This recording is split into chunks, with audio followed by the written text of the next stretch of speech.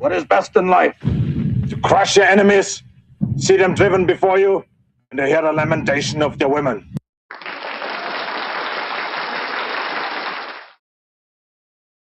All right. What is it, Sunday night? Must be the Sunday Night Radio Baloney Live. I am your host, Richie Baloney. How's everybody doing out there? Rosie, Danny, good to see you in the chat already.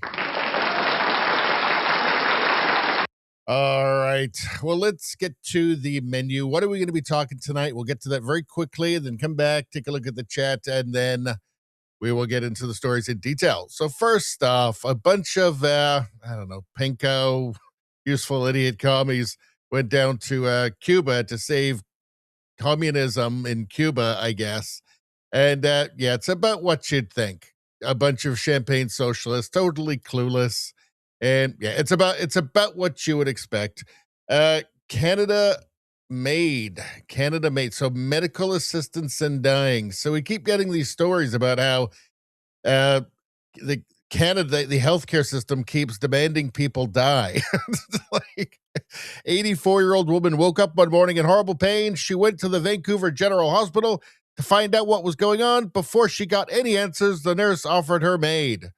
So they don't demand that you die. They just ask you politely, would you like to just die? It'd really be easier. I mean, I'm going on my lunch break in like 15 minutes. So really, yeah. We'll take a look at that. Don't be Canada, everybody. Don't be Canada. Let's see. Woke mind virus. So we'll talk about Shakespeare's birthplace to be decolonized over fears. They're terrified that his success benefits the ideology of white European supremacy. This is actually about a year old, but it's just so ridiculous. It really merits a second look. So we will look at just how incredibly stupid and retarded this is.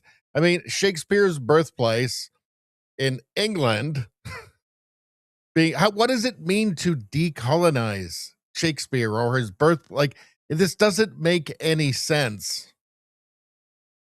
All right, the Canadian Human Rights Tribunal. So you remember not very long ago, hold on, that a Canadian member, he was a former member of a school board, had been fined by the Canadian Human Rights Tribunal, the British Columbia Human Rights Tribunal, $750,000 for just questioning gender ideology, for just saying he doesn't believe that men can become women or vice versa. So it was expected that this would open up the floodgates to all kinds of abuse, endless abuse, actually. And well, it has. Now you got this guy here who has a long history with the Human Rights Tribunal, has just, let the dogs loose. And we're going to go through that. And totally predictable. It's totally predictable. Canadian economy. Well, that can't be very good. So, yeah, the Bank of Canada is has confirmed that carbon taxes do actually make food more expensive. But then we've got a minister here who's telling us that they don't. What's happening here? She says zero somehow. It's almost like she doesn't have a brain. Let's see. John Cleese is getting really based these days talking about Islam. We'll take a look at that. Woke Canada. Don't be Canada. Well, look at this. So we've had mass immigration, millions of people from rural India that we absolutely must have. But apparently a UK midwife is facing deportation from Canada after work permit denied over English test. So, yeah, this is the sanity that we're enjoying in Canada. Makes perfect sense. Let's see. We'll talk about this tweet from Trump about Mueller. So I don't know. I don't know what he's doing. And then we have the last tab, which is a bunch of stuff you guys sent in. Lots of stuff you guys sent in. There's all kinds of fun stuff. Dogs like having a race at a hockey rink, and there's Keanu Reeves. What's going on with him? And then there's a Japanese prime minister who was like a drummer in a heavy metal band once. That's pretty awesome. All kinds of stuff. There's some comedy in here. Some stuff we can't see until tomorrow, until the premium stream. But we'll get through as much of it as we can. Anybody watching on YouTube, please go to the second channel, the new second channel, Radio Baloney News. All the world news, U.S. news, like UK news, the woke mind virus, the gender stuff, the meme reviews, that's all on here now. It's all on here. Already 228 videos over there. Wow, that's a lot. Tons of stuff. Look at all these great videos here. Oscars are failing, and Trump trolls Japan, and vaccine reform blocked, and pound cake victory from Afro Man. That's an awesome story. Woke beyond hope in Canada. All this stuff is going to be on Radio Baloney News. Now, the channel you're watching right now is for live streams and Canadian news, but as you can see here from this one, Woke Beyond Hope, I'm actually migrating some of the Canadian stuff over too. In fact, I think most of it to this new channel. So please subscribe and have access to all of this beautiful, beautiful, life-saving content. All right.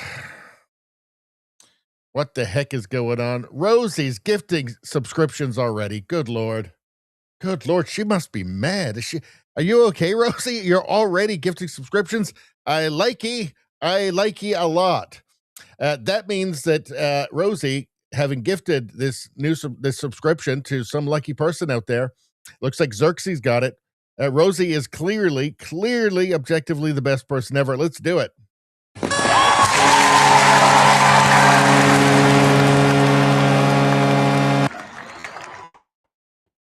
So there's been a lot of great people in history, a lot of great, important people, really cool people and stuff. And I don't mean to run them down at all. I don't mean to run them down. They're all great in their own way. But I think we've established pretty clearly already in this stream, Rosie makes them all look like dog shit. Gifting subscriptions like this, what a beautiful, beautiful thing to do for Radio Baloney on Rumble. Best person ever.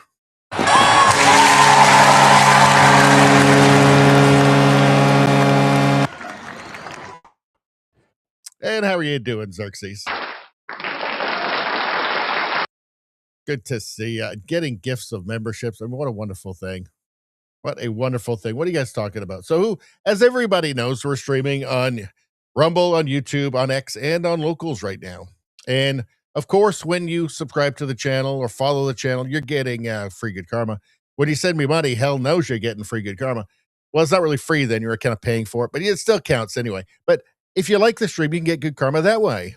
Just by liking the stream. I know somebody who was going to like the stream and then didn't, and the next day they got spina bifida, like late onset. It was terrible, a horrible story, but it was too late. Like the stream right now. Get that good karma. Come on, people. Let's go. Who got the first one? Looks like Rosie got the first. So that is 6 good karmas for Rosie. 6. Because when you get in early, you get extra good karma. And then she says 1 in like a bunch of languages, which is crazy. Just like Rosie. Let's see. We miss you too, Xerxes. Where the hell have you been? Let's see. All right. No chocolate right now. No, absolutely not. Well, I guess maybe. I guess we could do very quickly. I don't want to run the show off the rails here. We'll do it super, super quickly. All right. Oh, pain in the ass. All right. I'll get you. I'm putting up a picture of chocolate just because you gifted a membership. That's the only reason. Chocolate. That's how we say it on the channel. Let's see. Well, look at that. That's a piece of chocolate. That's fake chocolate, though. Uh-oh. Guys, I don't think chocolate's supposed to look like this. Why is it so, like, elasticy? Well, I guess it's fake. So I guess chocolate mini eggs. Everybody loves those. Only a-holes don't like. Oh, look at this. Oh, good Lord. That looks delicious. Moist, chocolatey, sweet, delicious. What a wonderful time we're having. All right. Let's get to the stories. Oh, I didn't show you guys the damn. Oh, God damn it. Oh, did I? No, I didn't show it to you. God damn it. All right. We got to go back. All right. There we go. All right. Look at that chocolate cake. Delicious, delicious. Moist and sweet and sugary and fantastic stuff. That chocolate cake, I would eat it, but it would go straight to my fat. But I'll eat it anyway. if I had it. All right. Now what am I doing? I'm just pressing buttons for no reason. There we go. Okay. Rosie says, we love you, Richie. I love all of you people. All of you weirdos, you degenerates. Let's see. Danny says he liked the stream. That's because Danny's smart. You see? Smart people do. No spina bifida for Denny. Rosie says, I like the stream and my dog has never bitten me. Well, that's the power of Radio Baloney Good Karma, obviously. Let's see. Lab chocolate from Soros or something, Xerxes says. Excellent chocolate cake, Rosie says. 11 out of 10. I believe that's almost the most you can get out of 10, so that's pretty good. Super chocolate bundt cake. It looks pretty good to me. All right. Let's get to these dirty commies, shall we? So I meme, therefore I am posted this. So a bunch of champagne socialist commies went to save Cuba from capitalism, I guess. Went to go and save communism in Cuba. And apparently they kind of turned into a bit of a vacation for them, where they're living in the kinds of luxuries that your average Cuban will never experience while they're saving Cuba and the Cuban people, while they're preserving the glory of communism for them in the nice 5-star hotel. So what's going on here? I meme, therefore I am posted this. Footage from outside the hotel in Cuba where the communist flotilla, Pablo Iglesias, Hassan Piker, Code Pink, and other useful idiots and VIP propagandists lounge in comfort while Cubans are left in the dark during a national blackout. The entire island is without power, hospitals dark, people screwed. The contrast couldn't be more startling indeed. Well, for these people, for the useful idiots, communism is just something kind of abstract. It's something that just exists in theory that they don't really have to worry about in their own lives because the capitalist countries that they're in are so successful. And it's given them the opportunity to be very successful. So they don't really have to worry about the consequences of their ideology. Now, who's this? So Code Pink, who are they? Let's take a look. Breaking the blockade by air, by sea, by land. Code Pink. What are these guys all about? So let's see. Learn anti-imperialist campaign action series.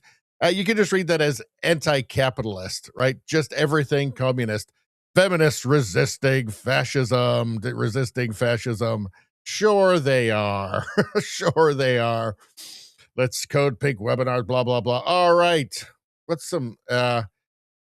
are some press releases from these guys? Let's take a look. Code Pink delegation departs for Cuba, carrying over 6,000 pounds of humanitarian aid. Like 3,000 pounds of which they ate on the way there, I'm sure. Delegation of 140 activists departs Miami with medical aid for Cuba, condemning U.S. economic siege. So, blah, blah, blah. Let's take a look at this. So, how's it going? How is the Code Pink and the Useful Idiot Vacation in Cuba coming along?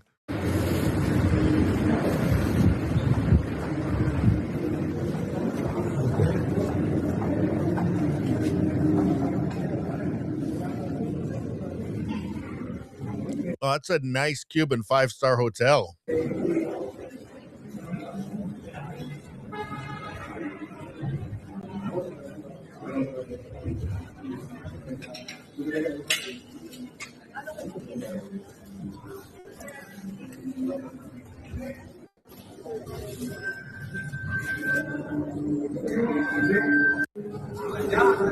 So they didn't have to worry.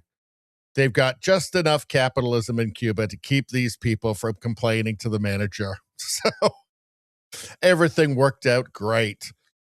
Let's see.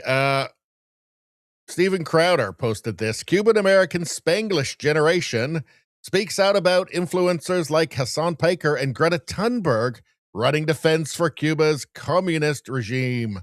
Turns out Greta was just a commie all the time. It was never about the environment. It was about anti-capitalism and being a dirty, lying commie. Let's take a look.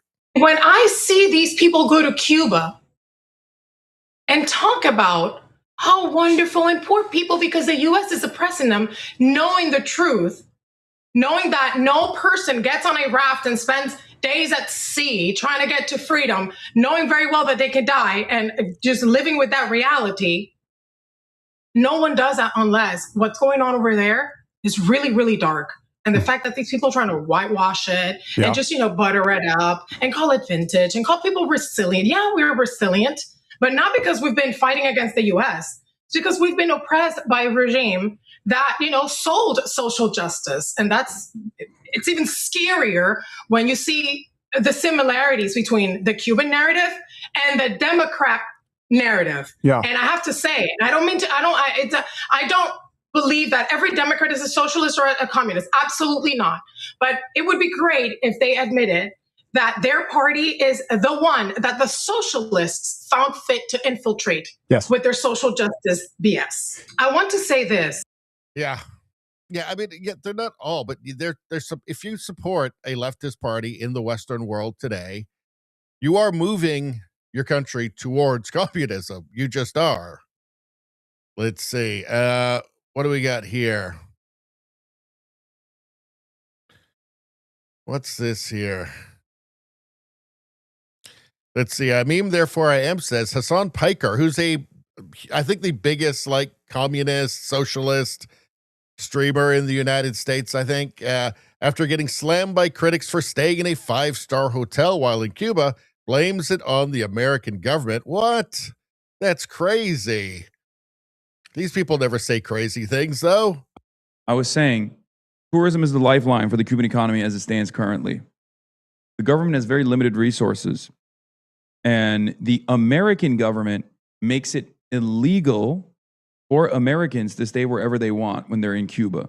They have to stay in what they've declared as 5-star hotels, right? I'm telling you all this because, even the 5-star hotels are not they're not like the 5-star hotel. They're not like the 5-star hotels that communist Hassan Piker is used to staying in. He's like, they're not, quite up to his standards of 5-star hotels, which is what he always stays in, being a communist. It's not like it's what the American government has declared 5-star hotels. But regardless, in comparison to the situation on the island, it's prosperity pretty much, and experiencing that. Yeah. So he stayed at the luxurious 5-star hotel, which maybe not quite up to his standards, but probably your average person probably find it extremely nice. So he stayed at the 5-star hotel and ate the, steak and lobster or whatever he was having for dinner in solidarity with those poor victims of communism in Cuba. Those poor victims of the United States in Cuba. See, the thing is, he is in solidarity. He's in solidarity with the regime, right? With the people, the only other people in Cuba who are living it up, living the high life. Let's move on. I mean, it's just like a comedy, isn't it? Let's see. Hold on. So I saw this from Mario Nawfal at breaking. What the F is going on in Cuba? There are reports of explosions being heard in its capital, Havana, and images that appear to be 2 or 3 large fires in the distance. According to Jorge Castro, a Cuban journalist, there are multiple reports of the presence of Black Berets, that's Cuba's special forces, preventing neighborhoods from staying in the doorways, and the sounds of helicopters. Would Trump be crazy enough to go into Cuba while the Middle East is still on fire, is what he's asking.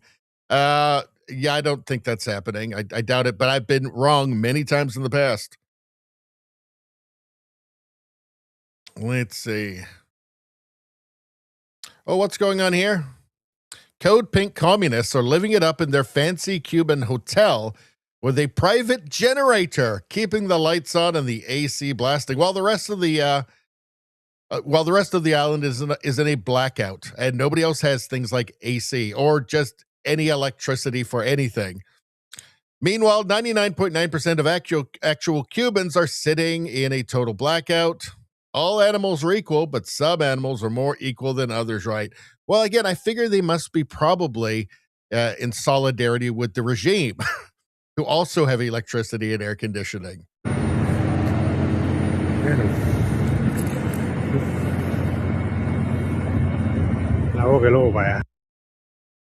I wonder how far the useful idiots strayed from the hotel. I'm guessing not very far.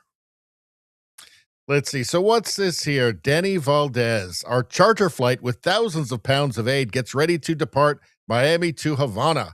Beautiful solidarity. Okay. With the people of Cuba. Let's see.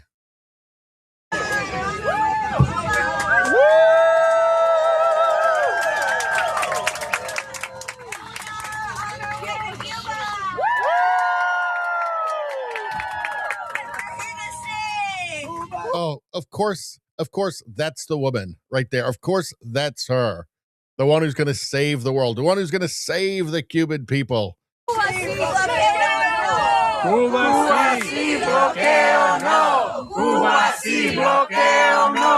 The reason they all seem so happy is that they know they can leave. So that once they go and take all their selfies, they can leave again. Once they go and enjoy the 5-star hotel and eat a bunch of fine cuisine, eat a bunch of lobster, they can leave. They can go back to capitalism again. That's why they're so happy. What would they be like if they couldn't leave, if they thought they were going to have to stay there? Maybe it would be a little bit more somber on the plane. I'm just going to guess. Daniel Boardman said, "Let me get this straight. There's a plane full of activists loaded with enough food to feed a small town one meal. These 100+ activists will stick around for a while helping, meaning they will out-eat the aid they brought into Cuba. We will get to watch them hanging with communist leadership with full working amenities and then go to the poor areas to blame capitalism. What are the chances that their aid is going to actually get to regular Cuban people and that it won't just simply be taken by the Cuban government for themselves? And maybe some of it, maybe the regular people will be able to access some of it on the black market, perhaps. Let's see. Corruption tends to be a problem in these places. Let's see. What have we got here? All right, so I think that's it for the Cuba footage. All right, for the Cuba coverage on this. Let's go back to the chat for a second. Let's see.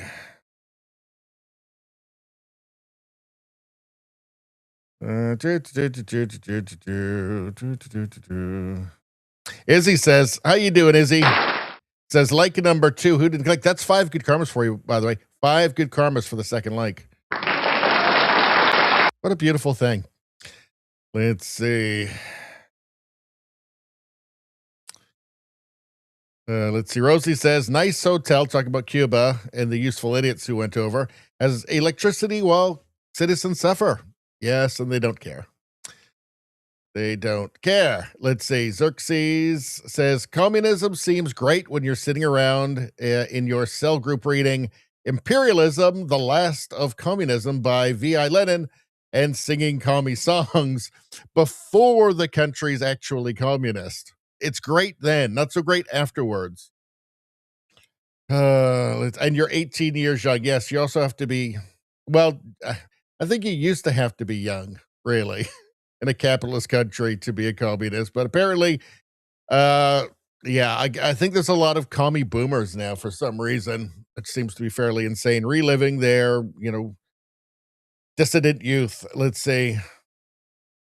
Denny asks, any word from Trump deadline for Iran? Nothing yet that I've seen today. Izzy says, champagne socialist worse than a commie. They may be the worst kind. Let's see. Let's see. Xerxes says, probably most Cubans have never flown on a plane. These people are useful idiots. Yes, they are indeed. Xerxes says they were singing communist songs on the plane and drinking wine. Of course they were. Of course they were. All right. Rosie says taken, then sold, talking about the aid that they're taking over. Yes, it's just going to go straight to the regime, right? Maybe they'll get a couple of boxes and hand it out to some of the peasants, just for, for a photo op. But no, the rest of it's just going to be taken by the regime, right? Taken by the regime, handed out to soldiers or the police, and to keep them happy, because they're the ones who really need to be kept happy. And then some of it gets sold on the black market. All right. So dumb. So very, very dumb. Let's see. What's going on here? Ryan Garrettson posted this. This 84-year-old woman woke up one morning in horrible pain. She went to the Vancouver General Hospital to find out what was going on. Before she got any answers, the nurse offered her maid that's medical assistance in dying. While when euthanizing is offered before care, there's a problem. Well, I guess this is just the plan, right? They've brought in too many people, so the healthcare system has been stretched to the point of breaking, and this is the solution now. This is the socialist solution, where you're not an individual, you don't matter, you're just a number, and the only thing that matters is, I guess for the Canadian government, jamming as many people into the country as possible to be future Liberal voters. Let's take a look here. And this isn't the only story. We'll get to other stories as well, but let's watch this first. I am 84 years old, and a year ago, an amazing thing happened. When I got out of bed one morning, I was suddenly in excruciating pain, so much so that my daughter came running in from another room. She called an ambulance. Off I went to the Vancouver General Hospital, and I was approached by a young lady doctor whose very first words out of her mouth is, "We would like to offer you maid." I was taken aback. That was the last thing on my mind. I just wanted to find out why I was in pain. I did not want to die. And I was a month in hospital, came home and recuperated nicely enough that I could take some trips. Off I went last year to Cuba, before the problems today in Cuba. And then just recently, I have been to Mexico and Guatemala. So my recovery has been amazing, and there was no need for maid to even be suggested.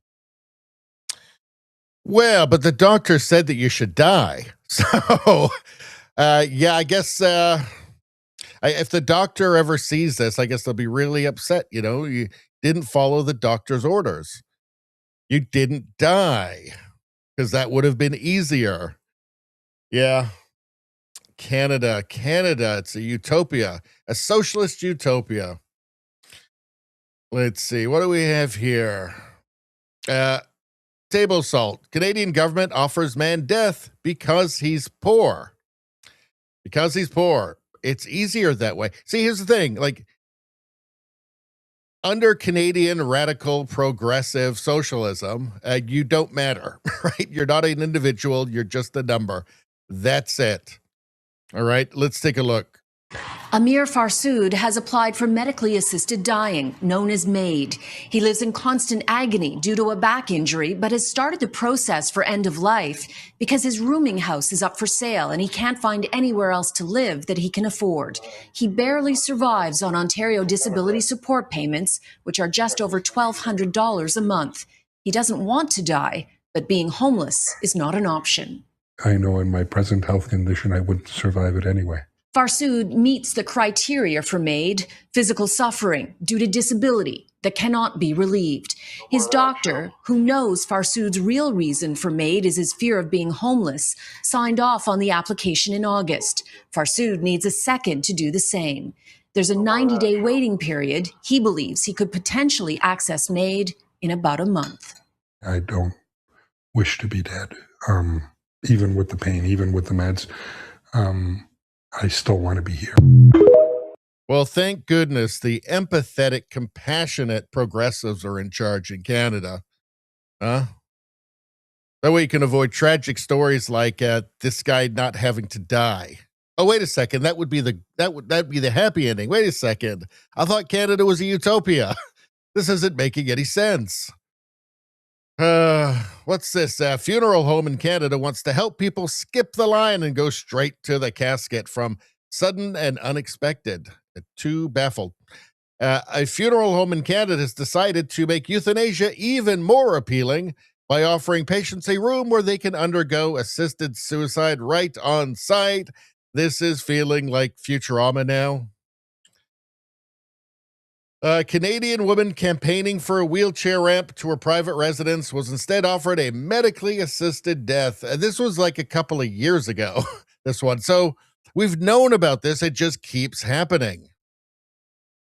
There is a startling new development in the ongoing controversy around veterans being offered medical assistance in dying. A retired corporal who is paraplegic shocked MPs in Ottawa yesterday when she told them an employee of Veterans Affairs Canada offered her help with arranging a medically assisted death. Well, Hillary, we know that this is the latest incident that we are hearing about. It is coming from retired corporal and Paralympian Christian Gauthier. Yesterday, she testified that the Department of Veteran Affairs offered her in writing the opportunity for a medically assisted death. Even, she said, offering to provide the equipment. Now, Gauthier said she had been fighting for a home wheelchair ramp for 5 years. She described the letter she received from the department in French at the committee hearing. There is a startling new development. Yeah, but I mean, like, it really is. It just beggars belief. I mean, Rosie says, glad you always explain what MAID, which is medical assistance in dying in Canada, stands for, Richie. Yes. I think you have to, because people wouldn't just jump to the conclusion you're talking about that. I think when people hear what it actually means, they go, what? Wait a second, what? Ask for like a chair lift, like a stair lift? Somebody asked for a stair lift and they offered to kill them instead? That doesn't seem like the real world. In Canada, it's the real world. You too can have a country like Canada if you elect radical progressive lunatics to run your country. People like Justin Trudeau and Mark Carney. Yeah, it really is just total and utter madness, isn't it?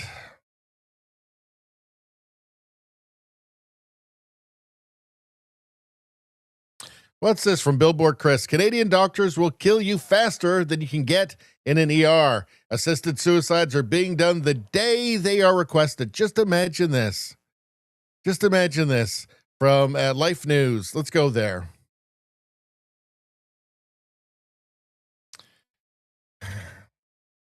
All right, come on. Let's go.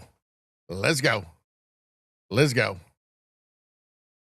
Let's go. Come on. Let's go. Is it going to come up? All right. Never mind. Canada is killing people in assisted suicide the same day they request it. The same day they request it. So this is now, it reminds me of like a salesman, right? Because in sales, you want to close the deal now. It seems like they're trying to close the assisted suicide like right then. They want to get it. Are they getting a commission on this? In Canada, honestly, I wouldn't be surprised if we found out that doctors were getting paid extra, a little bonus for every assisted suicide. I wouldn't be in the slightest bit shocked. In fact, now that I think about it, I expect that to come out some point in the near future. But this is what salespeople do. They try and close you right then, close you while you're still in the room, close you that same day, right? Because once you're gone, they might lose you, right? Maybe you find a better deal somewhere else. Maybe you decide not to die.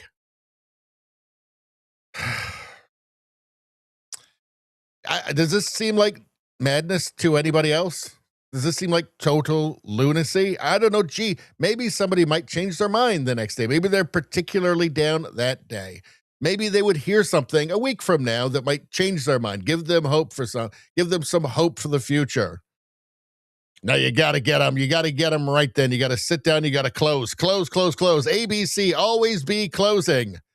Or ABK, always be killing. Apparently that's how it works in Canada.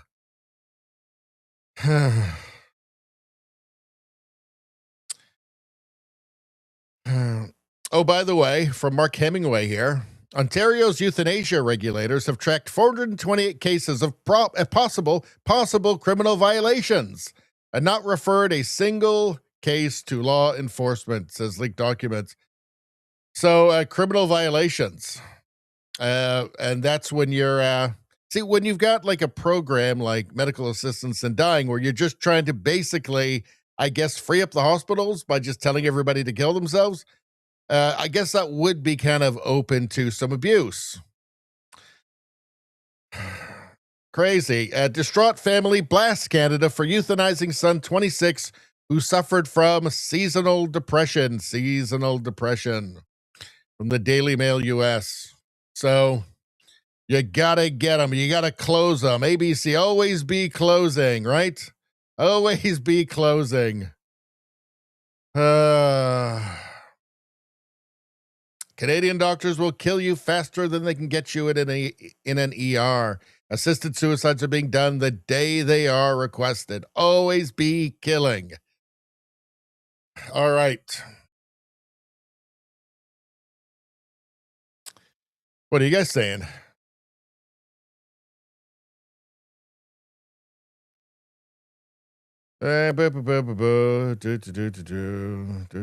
Xerxes says, was wondering too, medical alternative in death? Medical assistance in dying. I think when people from other countries hear this stuff, what's happening, they just don't believe it, right? They don't think that they can't be talking about like offering to kill people who aren't dying just because. But yeah, that's what they're doing. Like nobody would begrudge somebody who's got, a terminal illness and they are going to die and it's going to be horrible, in a month's time or 6 months or something, and there's just no way out. Nobody would begrudge that, okay? But that's not what we're talking about here. We're talking about people who like asked for like a stair lift in their house. Jeez. Izzy says hospitals must be crawling with demons looking for souls. Well, I don't think that that's popular, like amongst the staff. I honestly don't. I think there are some doctors, and I think it would be a very small minority. I think the vast majority of people working in the Canadian healthcare industry are actually really good people, really trying their best against, quite frankly, really difficult odds because the country has been so jammed full of people without an expansion of the actual healthcare system. And it's insane. Rosie says the champagne socialists are even worse than plain old commies. Arrogant fools. Yes, they are. They're just cosplaying the thing. Rosie says the spiritual warfare is extreme. It is rampant in the Canadian healthcare system. I just want to be clear. It's the people at the top. Like the people on the ground in the trenches in the Canadian healthcare system are almost without exception great. Because I've had a couple of experiences with hospitals, not for myself, but for other people over the last, year. And I can't praise the nurses and the doctors, aside from one doctor. There was one, but all the rest of them really great. Really very impressed with them. But it's the people at the top making the decisions, above all the federal government, actually, who flooded the country with so many people in such a short time.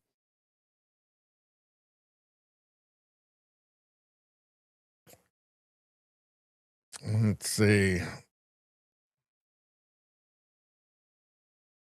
Rosie says, how can one have criminal violations when all the death certificates say COD murder, cash on demand murder? Well, I guess, like there are certain protocols you're not supposed to do, which they're ignoring perhaps.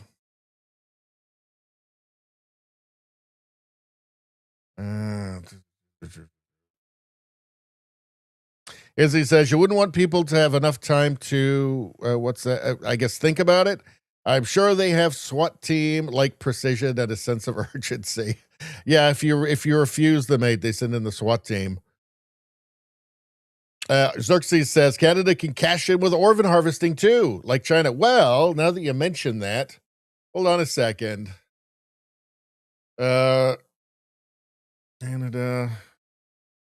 made organ harvesting because I believe I did see something. Hold on. Oh, here we go.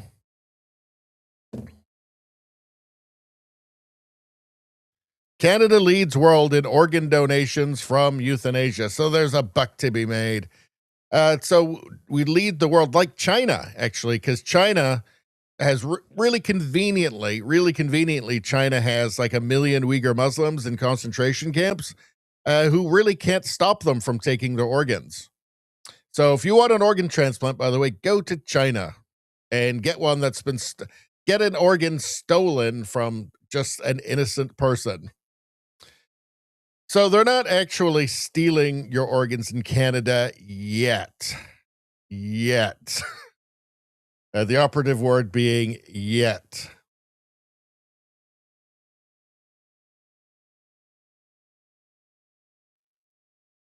Rosie says, it isn't that I didn't believe it. It is that I cannot fathom creating the system, then giving it such an innocuous acronym. I know. And I think that's on purpose, right? People think they're getting a maid. I would love to hire a maid. I do not believe maid is ever appropriate. Well, don't come to Canada and try and hire a maid because they'll just kill you. That's what will happen. Let's see. Izzy says, sickening. Rosie says, anytime a government system is created, it must grow to be self-sustaining. Well, this is all bureaucracies, right? They just end up existing to propagate themselves and grow and root themselves ever further. Rose says, cause of death. I thought cash on demand. That was a funny joke. Let's see. Rosie says, since you mentioned it, probably also cash on demand. Let's see. Monty Python got organ harvesting right. I can't remember that. The organ harvesting. Oh, wait a second. Was that Life of Brian? Is that Life of Brian? I don't know. Anyway, let's move on. What are we, 44 minutes in already? Holy jeez. Oh, my God. Let's get rid of that. What's going on here? So Shakespeare's birthplace to be decolonized over fears his success benefits the ideology of white European supremacy. That's what my mind jumps to when I think of Shakespeare, like white supremacy. The 16th century playwright in an England that was like 99.99% white, right? It's like they didn't even have a concept of diversity back then. They didn't have planes or trains back then. There was no channel, right? Your world was just like your town that you were born in, right? They didn't see the world in the same way we see it today. Elon Musk says, madness. And Joshua D. Phillips says, the more I read this, the more I realize how it is utterly illiterate. How can it mean anything to decolonize Shakespeare's birthplace or Shakespeare? How do you decolonize something that is indigenous to its place? Like that, it simply doesn't make any sense. This was about a year ago that this came out. I think I might have done a video on it back then. I'm sure I probably did, but it's so insane, it's worth revisiting. Shakespeare's birthplace to be decolonized after British researchers say his work enables white supremacy. White supremacy. White supremacy. Well, they think milk is white supremacy. Is this a glass of milk I see before me? Research concluded that celebrating Shakespeare enables white Anglo-centric worldviews that continue to do harm in the world today. Continue to do harm. A glass of milk, my kingdom for a glass of white supremacist milk. It's all just so mad, isn't it? It's all so mad. The organization overseeing museums celebrating English playwright William Shakespeare's life is reportedly working to decolonize his legacy in the name of battling white supremacy. He didn't move to China and take over China, and now they're going to decolonize it. No, it's England, and he was English. So how does it make sense? How do you decolonize something that was never colonized in the first place? It's just the indigenous art of the British Isles. Just the indigenous literature of England. In recent years, critics in the UK, of course, should we say communists? Let's rewrite this. In recent years, communists in the UK have been scrutinizing aspects of its history. So trying to destroy it, trying to falsely smear its history, even down to criticizing the use of the term Anglo-Saxon to describe the native peoples for which England was named. Now Shakespeare, despite being born in 1564 and largely writing plays that took place in Western Europe, is being scrutinized for his alleged impact on colonialism, It doesn't make any sense. This is so much of leftism, right? It feels like a progressive thing to do, makes no sense whatsoever. It's completely insane. It's just pure gibberish, but it feels left-wing. And we can say that it's like anti-racist or something. The process of decolonizing Shakespeare's work reportedly includes researching, quote, the continued impact of colonialism. What the fuck does that have to do with Hamlet? On world history and the ways in which Shakespeare's work has played a part in this. Drop the bomb. Drop the bomb. Just loose the nukes. Let them all go. How many are there? There's like 15,000 or 10,000 nukes. Just let them all go. All right, we've reached the end, right? It's just time to end this sad farce. It seems to have, here's from the States, or from the Spectator. From the Spectator, the audacity of decolonizing Shakespeare. It seems to have become an outspoken requirement of recent that anyone in charge of promoting or putting on the plays of Shakespeare must first of all hate him and his works. We have long grown accustomed to the Royal Shakespeare Company prefacing his plays with trigger warnings and reminding us of what a terrible man he was. Well, he was white, so he's a white man in the past. That his works contain all manner of bigotry, sexism, and racism. So it turns out Shakespeare wasn't like a woke gender studies professor in the 1500s. Unforgivable. Unforgivable. Basically a Nazi. All right.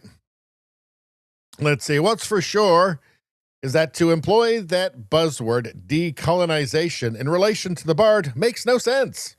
Britain had no colonies in his time, not least because Britain as a nation didn't exist, and the paltry possessions owned by England were nothing of the vast, deep scale of what was to come.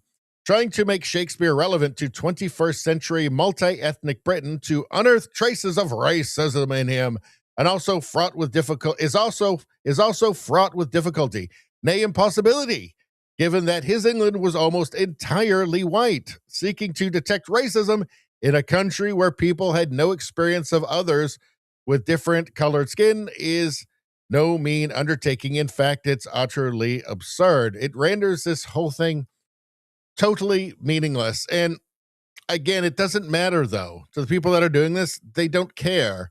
It's that they're being seen to fight evil, fight whiteness. It feels progressive, and that's enough.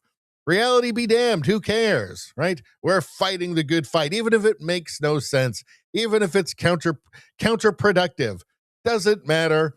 I'm going to put a selfie of myself with a Decolonized Shakespeare placard on Instagram, and that's enough. And that's enough for me. So, yeah, world is real dumb. Real dumb. Super dumb. What's this here? This is how we've gotten into this mess, by the way. Here's a guy asking if 20 million deaths would have been worth it for communism. So asking this of a Marxist historian in 1994 on the BBC. So, Marxist historian, let's take a look. At about this period, 33, 34, the kulak class is being liquidated in millions of peasants are dying, starved, or being deported by Stalin. 33, 34, we're in the midst of the 5-year plan or the second 5-year plan, I can't remember. But in any case, millions of people are dying in the Soviet experiment. If you had known that, would it have made a difference to you at that time, to your commitment to being a communist? This is a sort of academic question to which an answer is simply not possible. I don't actually know that it has any bearing on the history that I've written. If I were to give you a retrospective answer, which is not the answer of a historian or something, I would have said probably not. Why? Because in a period in which, as you might say, mass murder and mass suffering are absolutely universal, the chance of a new world being born in great suffering would still have been worth backing. Now, the point is, looking back as a historian, I would say that it was probably not the sacrifices which were made by the Russian people were probably only marginally worthwhile. The sacrifices were enormous. They were excessive by almost any standard and unnecessarily great. But I'm looking back on it now and I'm saying that is because it turns out that the Soviet Union was not the beginning of the world revolution. Had it been, I'm not sure. After all, do people... Oh, so it wasn't real communism. And by the way, like, mass murdering millions of your own people was not universal in the world at that time, right? The United States wasn't mass murdering millions of people at the, like, they just keep, here's the problem with Marxists. They just make stuff up and draw false equivalences. No, the UK wasn't murdering millions of its people in 1933, 1934. It was not universal. But again, they don't care. They just make shit up. And they always have. This was decades ago now. This is 1994.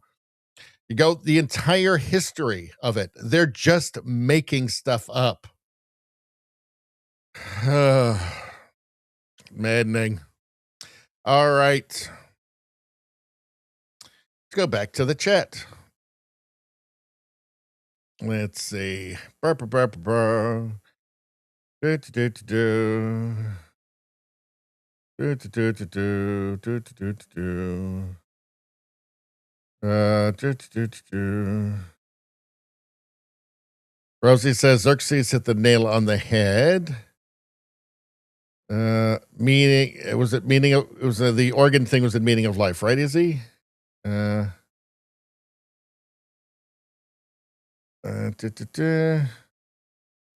They had a sketch in the middle where they came for the organs of some that signed their owner donor card. Oh, that's right. Yeah. So they just show up at people's houses and take their organs. Now I remember. Maybe we'll watch that clip tomorrow. Remind me to, if you're on the stream tomorrow for the premium stream on Rumble, only on Rumble and locals, remind me of that and we'll find that clip and play it. Let's see.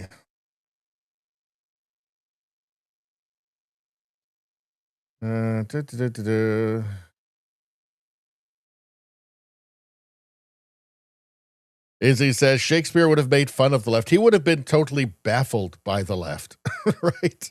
Anybody from them would have been baffled by the stupidity of the modern left. Spambot, how you doing? Catching up at 3 times the speed. Good thing I'm speaking extra slow tonight.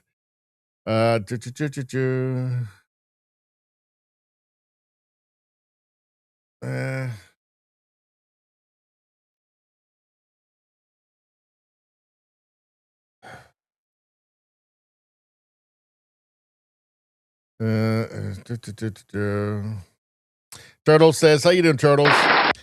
MAID, medical assistance in dying in Canada program is used for organs. Yeah, we just showed a article about how we're the world leader in that now, or one of the world leaders, along with China. Let's see. Xerxes says 65 million deaths from China. Well, I think 5 million people, at least 5 million people died just from Mao saying that farmers should kill all of the sparrows because he thought they were eating the crops, and then it ended up being obviously a giant insect infestation, and that caused a mass famine that killed, I think it was at least 5 million people just from that.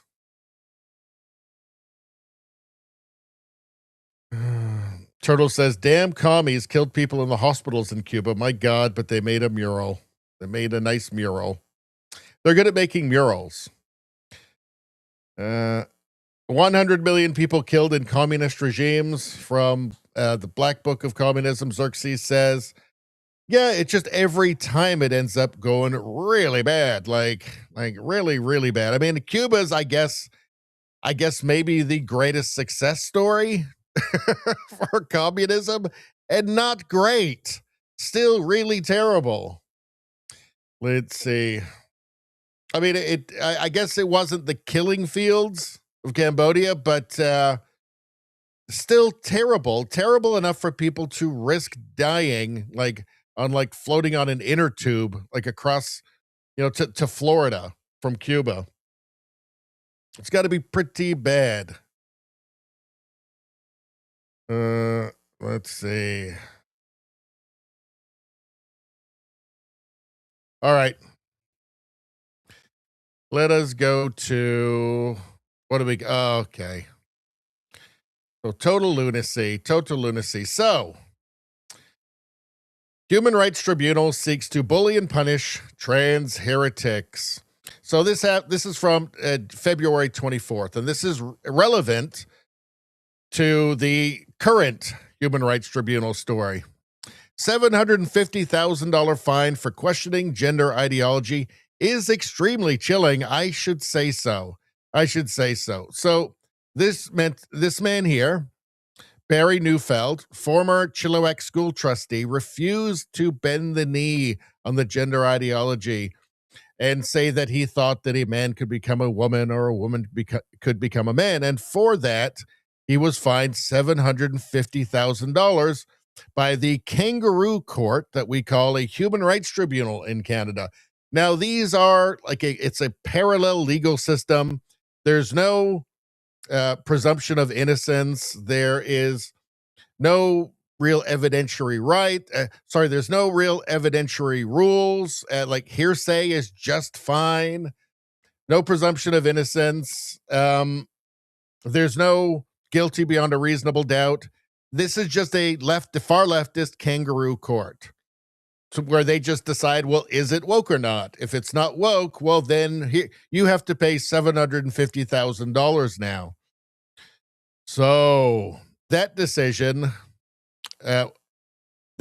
was obviously going to lead to every lunatic in the country taking people to court because of the perverse incentive, no pun intended, because of the perverse incentive that's been offered now. So you could make a lot of money by taking normal people with normal beliefs who are just asserting reality. You can take them to the far left Human Rights Tribunal and get rich if they've got the money, if you can get the money out of them.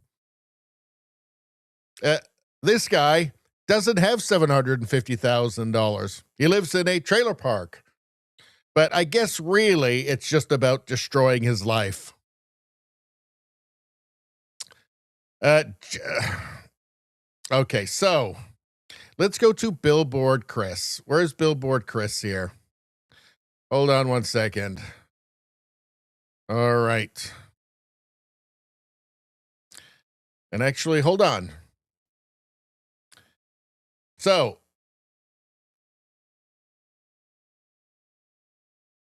this gentleman calling himself Jessica Simpson, Jessica Simpson, also known as Jessica Yaniv, took a bunch of immigrant estheticians to the Human Rights Tribunal because they refused to wax his balls. They said, no, we only do that for women. And Jessica got really upset about all of that transphobia, refusing to wax his balls. Now let's take a look. What happened here? Trans activist learns testicle waxing, not a human right. So this person actually lost the case in the Human Rights Tribunal, and I am certain it's actually only because of the publicity. And because there's also the progressive stack involved. These were immigrant women, so that it is certainly nothing to do with law. Law doesn't matter in these kangaroo courts, right? It's just whatever they kind of feel like. So amazingly, this time it didn't work, but this new decision has opened the floodgates. This gift of $750,000, this punishment of a $750,000 fine for questioning gender ideology for saying that. Well, actually, hold on one second, you guys. I should be better prepared. The court said that denying, in fact, I've got it in here. God damn it. Why am I never prepared enough? Hold on. Let me actually read what it says. I know I've got it in here.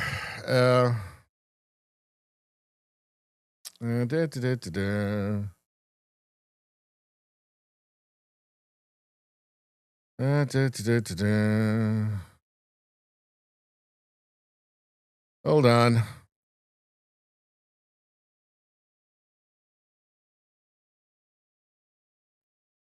So from the Free Speech Union of Canada, the BC Human Rights Tribunal ruled that if you say that gender ideology is a belief system and not objectively verifiable, you're essentially denying the existence of trans people, and this is discriminatory erasure. So that's what they decided in the Barry Neufeld case, that you must believe it or you're denying the existence of trans people. So you must believe it. You must believe something that you know isn't true. You must say 2 + 2 = 5, or else they're going to punish you. So, of course, this threw the floodgates open because, I mean, they've set the standard, right? They should have really considered what might come from this. But hold on. You've all heard of Billboard Chris.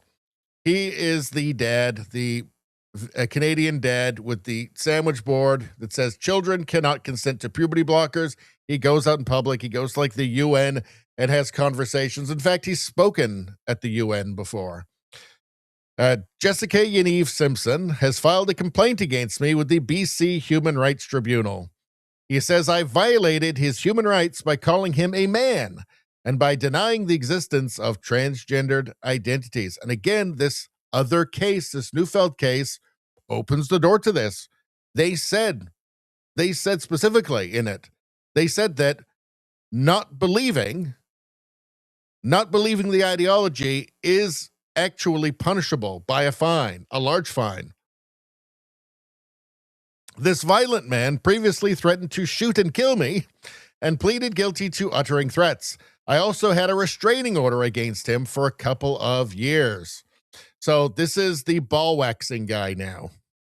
Jessica rose to fame several years ago when he contacted close to 20 female estheticians and demanded they wax his intact male genitalia. Most of these women were of Indian descent, and several worked from home with small children. Their businesses served women, not malicious men pretending to be women. When they declined his abhorrent request, he played victim and said he was discriminated against on the basis of his gender identity. Mr. Simpson filed complaints in 2018 and 2019 against several of these women with the BC Human Rights Tribunal, which agreed to hear 3 of the cases. He lost them all. Now, I only think that he lost them because it generated a great deal of publicity, and they thought it might have been damaging to their terrible, unfair, unjust work. So they said, well, we'll just lose this one.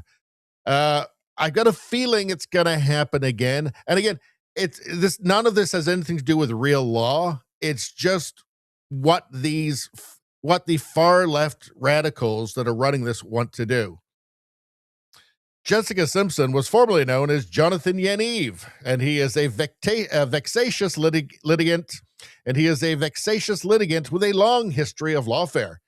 He now has several criminal convictions and even assaulted an elderly man at his mother's care home. Yeah, this guy is just a pest, right? But now he's suing Chris Elston, Billboard Chris. Now he's suing Billboard Chris, but not just once. Let's see. What is in this? The respondent referred to me as a man and stated that nobody is transgender. That's enough. I mean, by their own standard, the Human Rights Tribunal, that should be enough. Let's see. Hold on. So, Jonathan Yaniv has just filed a second. Jessica Simpson, also Jonathan Yaniv, has just filed a second complaint against me. So, 2. Now a third complaint. Vexatious litigant, 4th complaint. Let's see. Now a 5th complaint. 6th complaint. 7th complaint. 8th complaint. Is there any more? So only 8 complaints. This exposes what a joke the Human Rights Tribunal is and the Human Rights Commission. That it just opens the door for this. Because again, by their own standards, this should be an open and shut case, right? Billboard Chris says that Jessica Yaniv is not a woman. So open and shut case for them. Will they do it? Will they award this apparently crazy person $750,000 out of $1 million, $10 million, $1 billion in damages?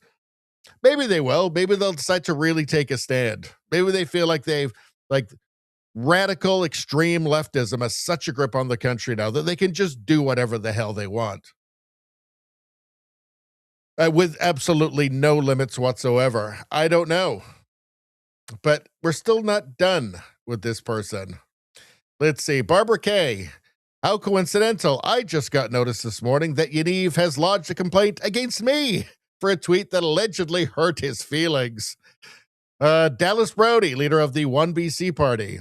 Now Jessica Simpson, better known to some as Jessica Yaniv, hopes to take me to the BC Human Rights Tribunal for stating my support for Billboard Chris. He is saying that I am also engaged in existential denialism. Those are the words of the court.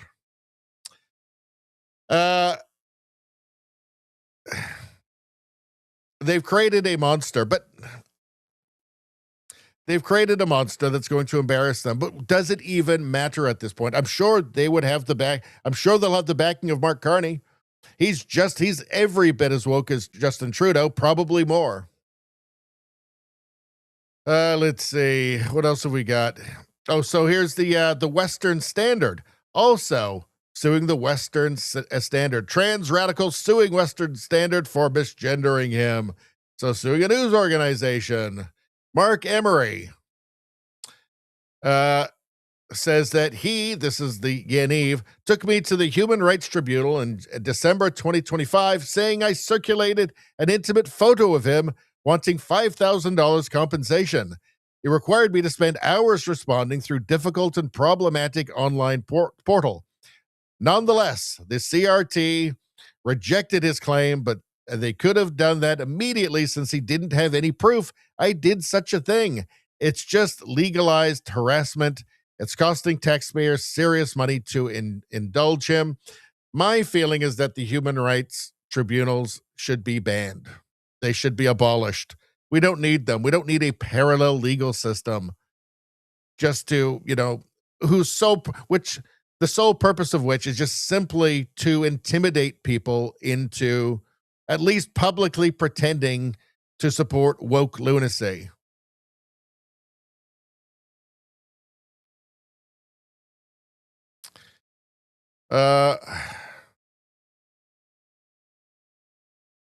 Here's another one. Let's see. Justice Center for Constitutional Freedoms. Ontario Human Rights Tribunal dismisses Jessica Simpson's complaint against Canada Galaxy pageants. So, again, this person may have become too much of an embarrassment to them. Like, it's getting too much publicity, so it's drawing too much attention to what they're actually doing, which they don't like. They prefer to persecute sane people in darkness. That's from 2025, July 28, 2025. And I expect all this stuff will be rejected as well because of that.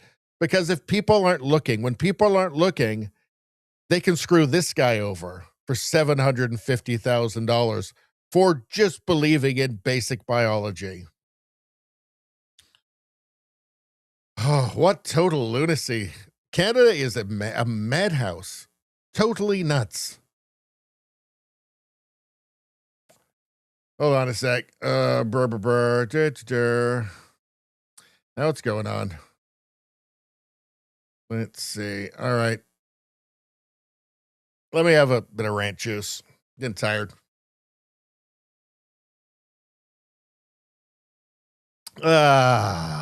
There we go. I know you guys are going to have a lot to say about this, so let me go back in the chat.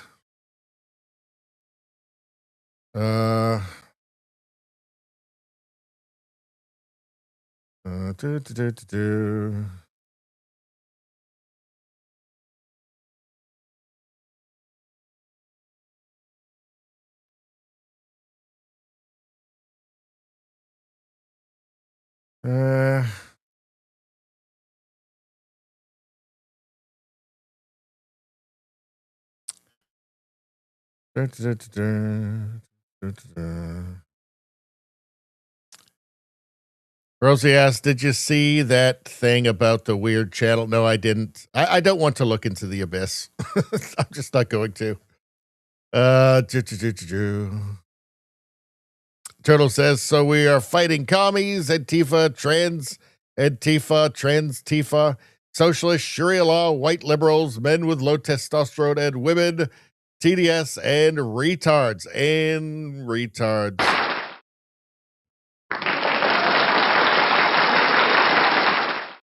There we go. Rosie says, have re-roofed my neighbor's home. Well, that's a very nice thing to do. Overhauled a 1989 Cadillac sedan LaVille. That's while I was having my sip of coffee, apparently. All right. Let's see.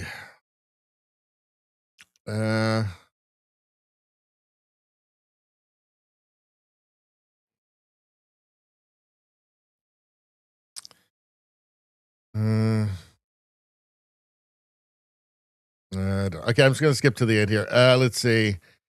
Xerxes says human rights, but no freedom of speech. Well, that's such a great point because, yeah, I mean, it exists apparently not apparently, like demonstrably, it exists to actually prevent the most important human right, which is free speech. So, I mean, everything is just irony or tragic irony or tragicomedy, whatever in Canada now. Yeah, the most important human right of all, without which you've really got nothing, is free speech. And the Human Rights Tribunal is there to deny you that, to make sure you don't have that, to make sure that you can't accurately describe reality.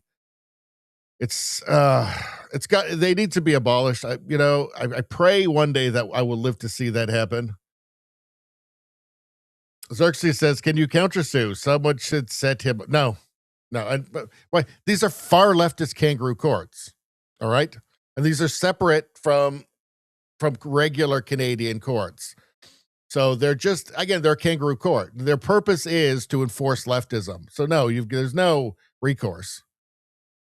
It's set up that way. So what's going on here? Bruce McGonigal posted this. Liberal MP Julie DeBrusen explains that the industrial carbon tax on food production doesn't raise the price of food. Oh, how would it? Let's see. Actually, hold on one second. Everybody start your PhD thesis right now, and I'll be back in 5 hours. Hold on. Hold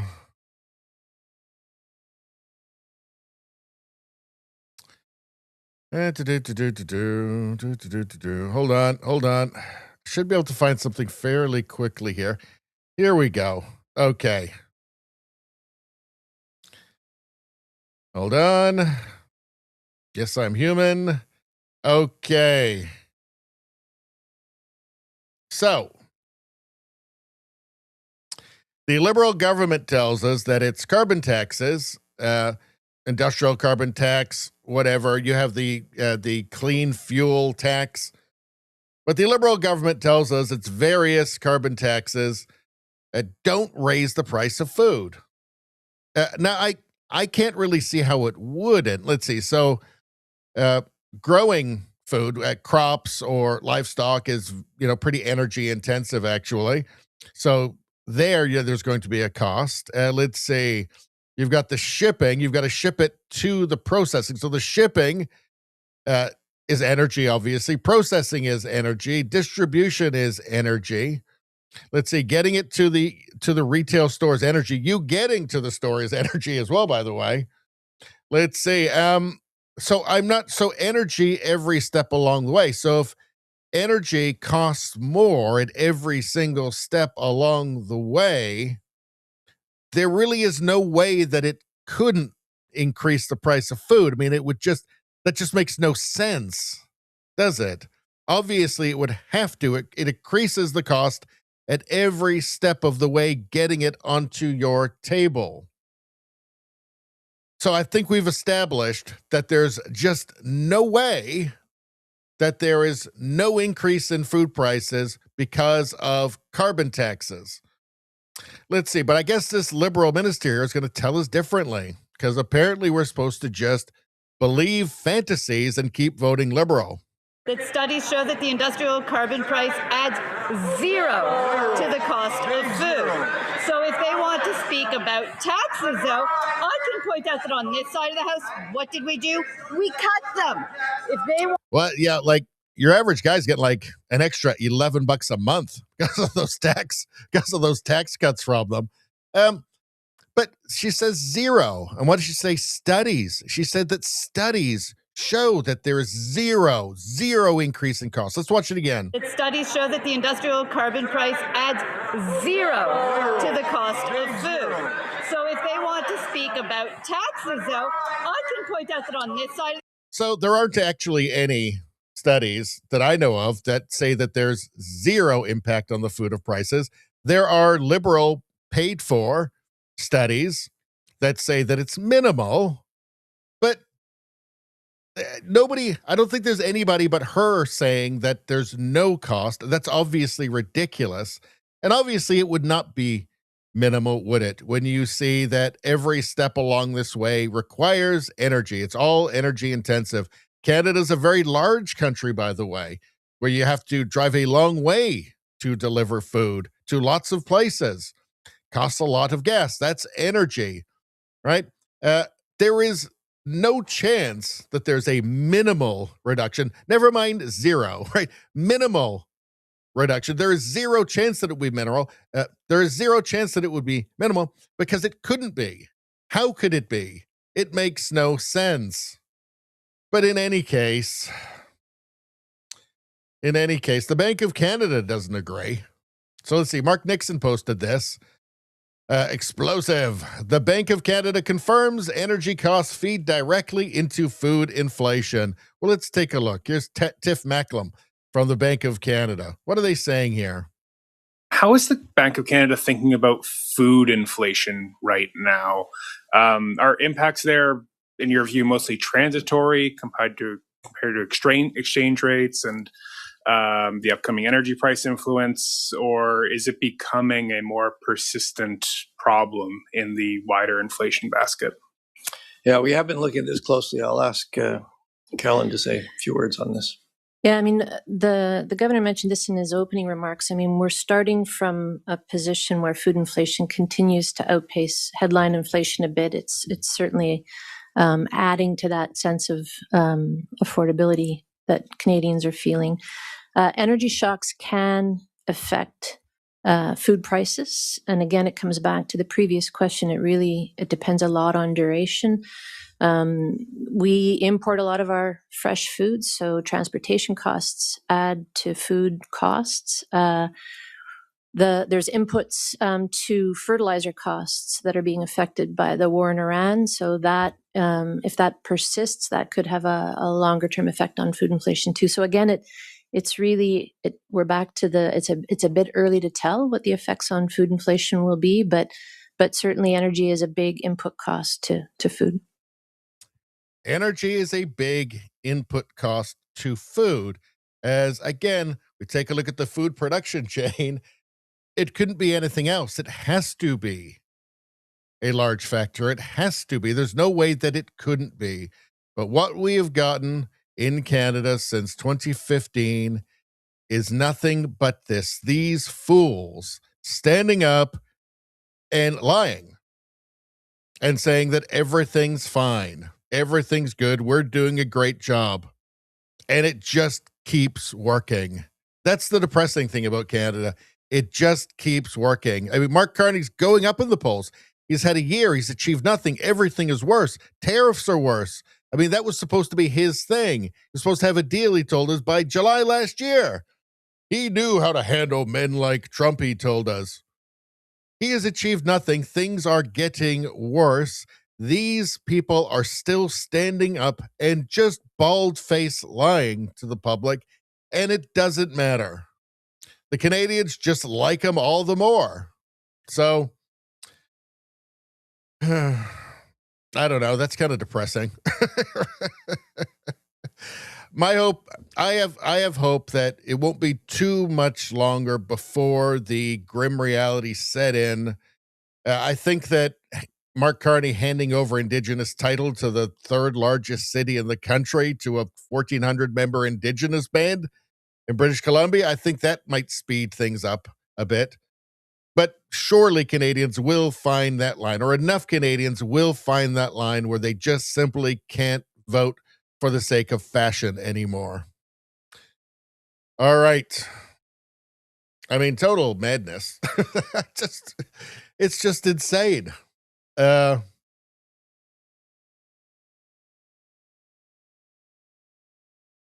Let's see.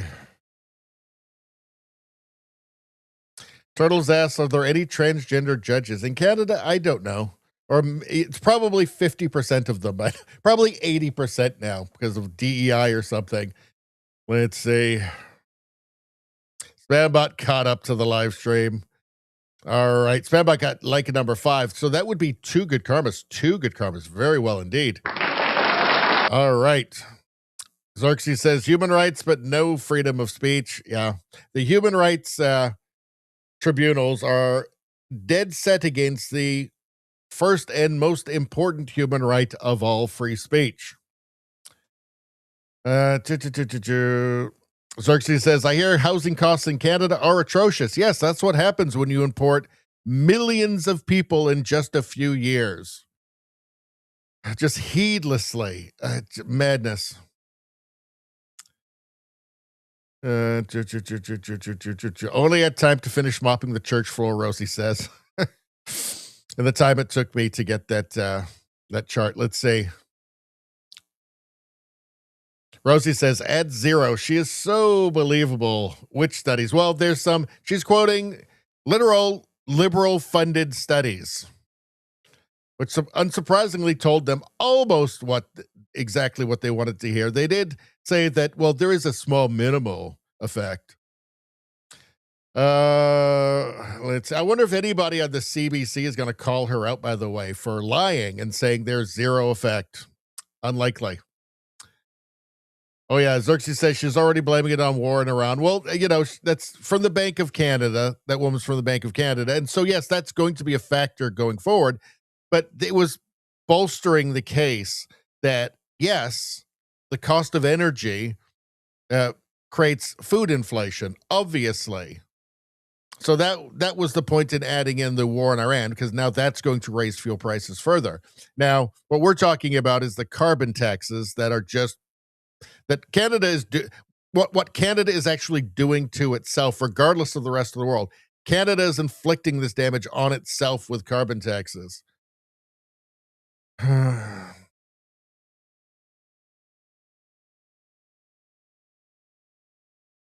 Let's see. All right, let's just move on. Xerxes says, Richie, you can move here to Texas if you want. I have extra room. One day I might be. I still hold out some hope for Canada. I'm going to try and stick it out if I can, for as long as I can. Let's see.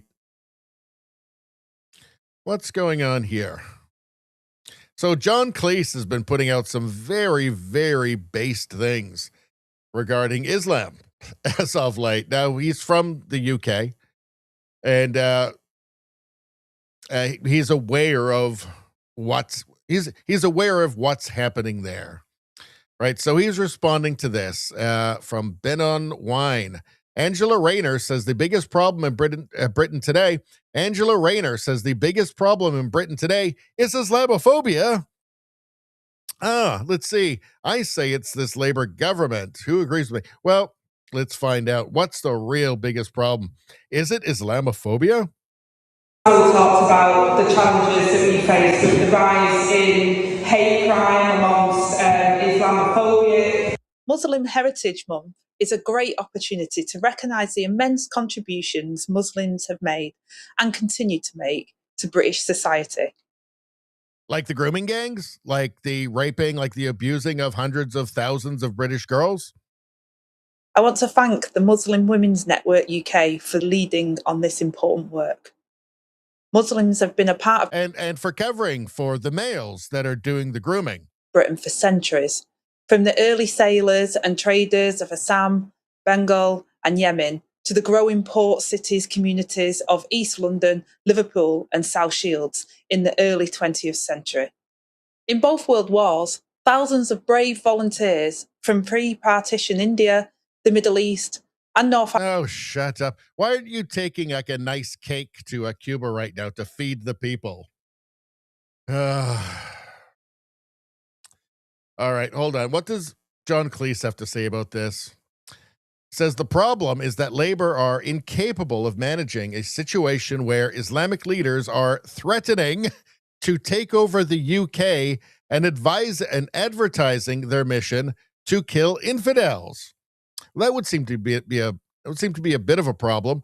I think Labour are happy to sell Islamo-skeptics down the river because without these Muslim votes, they are dead in the water. Yes, that's what everybody knows, right? It's a voting block for them. Although now they're leaving for the Green Party because they're even more retarded, and even weaker than Labour. So maybe they're free now to be sane. I don't know. He responds to Sadiq Khan as well. So what does Sadiq Khan say? British values mean defending everyone's right to practice their faith freely. In London, I'm proud that Christians, Jews, Hindus, Sikhs, Muslims, and others can celebrate in Trafalgar Square. Singling out Muslims isn't British values, it's prejudice, especially when you do it over the mass abuse of British girls, apparently. Let's see, what does John Cleese have to say? Dear Sadiq Khan, I think some of the prejudice to do with singling out Muslims is to do with their stated intention to kill infidels, especially the bit about beheading them. You see, the other religions don't promise that. Well, that is a good point right there, isn't it? That is a good point. Come to think of it, there might be something a little bit different. It's almost as if not every culture and religion is exactly the same. It's almost like some of them may not be compatible with Western civilization. I don't know. But John Cleese points out the thing about they wanting to kill everybody, and that does seem kind of a salient point. Huh. So, yeah, I will say that John Cleese is getting increasingly based. Now, he's still totally Trump deranged, right? But he's not letting that cloud his judgment regarding people in his country, in his home country, wanting to kill everybody they disagree with, which, it is kind of important. All right. Let's see. Xerxes says she'd look great in a burqa. Yeah. JJ Nevada, how you doing? Got Leica number 10. Well, that would be like, I don't know, 1.24 good karmas. Boom. Done. I did that math in my head. As he says, he may have said a few base things about other religions too.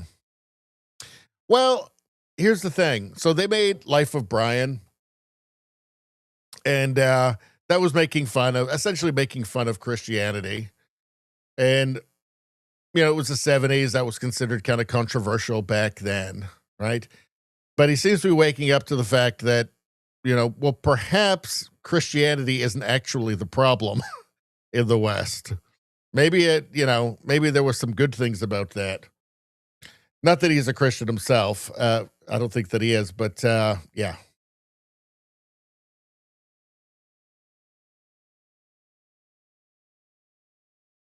Xerxes says, I love John Cleese. Well, a lot of classic comedy. Rosie says, Richie, tell your family you have been invited to see a George Strait concert and to have candid photos made with longhorn steers. They must attend for you to have this opportunity. Go home to Alberta. If only. Let's see.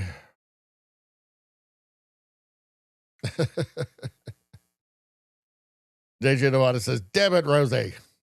I've been neglecting doing the damn it, Rosie thing. I have been. I've just been so tired. I've been ever so tired lately, people. Let's see. Life of Brian is one of my favorites, as he says. Yeah, it's a classic. Actually says, now we need to revive the Crusades. It needs to be neo-Crusades as far as I'm concerned. We need to re-crusade. Let's see. All right.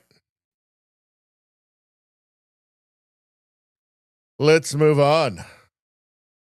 All right. So what did we have underneath this? Was there something else I wanted to get to?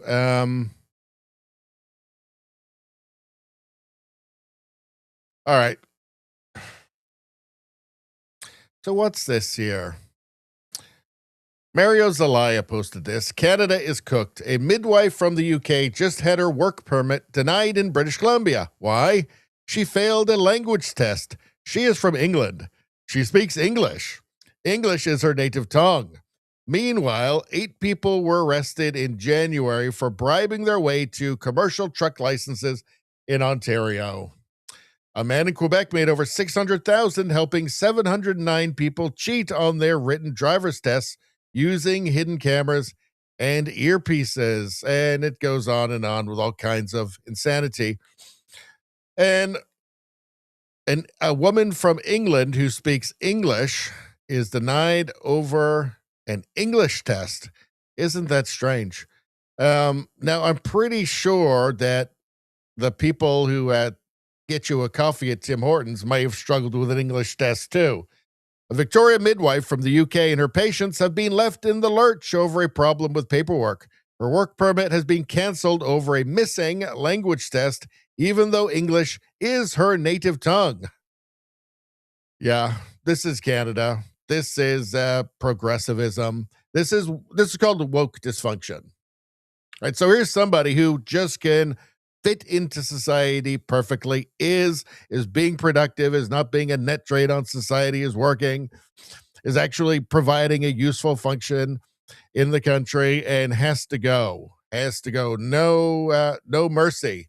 No mercy for her. I wonder if it has anything to do with the fact that she's white. I wonder. I bet you it might. I think it could. I think it could. So Donald Trump posted this when Robert Mueller died. So the Mueller investigation into Russian and Russian interference or Russian collusion, and Trump's a Russian agent or some other nonsense. He posted this: Robert Mueller just died. Good. I'm glad he's dead. He can no longer hurt innocent people. President Donald J. Trump. I don't know. Was this really necessary? I understand it. I mean, the man tried to destroy him, right? In an investigation that was predicated, the whole thing was predicated on the utterly ludicrous and discredited Steele dossier. It would not have happened without that, right? Like, that was what Obama told the intelligence community to use to try and set up Trump. Without that, none of this happens. So, do I think Robert Mueller was a good man? I don't know. I mean, it doesn't really seem like it to me. But, I mean, at some point, can't you exercise a little bit of grace? A little bit? I mean, he did become the president again. So you did win. In the end, you won. And you're alive and he's dead. So you really won over Robert Mueller, right? So you became president and he died. At some point, maybe that's enough. Now, look, Trump is what Trump is. And there are many, many totally inappropriate things that he does that I think we're all going to miss. Certainly the TV networks are going to miss it. But there's a certain point where you just kind of go, well, this one you just could have taken a pass on, right? You could have just said nothing, and people would have understood that. I don't think you really could criticize him for that. But, I mean, this one's kind of a miss, don't you think? Don't you think? And I get it. It's Trump. This is part of a strategy. Every single thing like this you see is part of a strategy of always on the attack, never show weakness. It's totally predictable, as a matter of fact. But sometimes you kind of go, well, sometimes you have to think, well, I get it, but like, I don't know. You can make an exception. You don't always have to. I mean, at least it's short. Robert Mueller just died. Good. I'm glad he's dead. I mean, think about historians reading this in 100 years. I mean, they're going to turn this into, they're going to turn this whole thing into a giant comedy because it is funny. He can no longer hurt innocent people. Well, a lot of people were hurt in the Mueller investigation because what they try and do is they put the screws to people to get them to try and get them to turn, to give false evidence, that sort of thing. And so, yeah, I mean, a lot of people were hurt during that Mueller, Russia collusion investigation. So not a good guy, Robert Mueller, at all. But I don't know. What do you guys think? Xerxes says, considering 1/4 of the population wants Trump dead, I don't blame him. Well, that's the point. Yeah. Izzy says, well, I don't hold it against him, but it felt good, but didn't help anything. No. Let's see.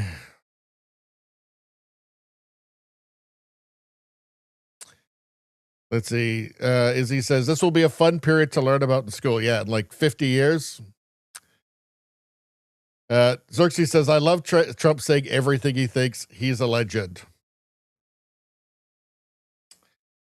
So, I don't know. I mean, I think back to, Charlie Kirk and all those people celebrating. Now, this is mild compared to what?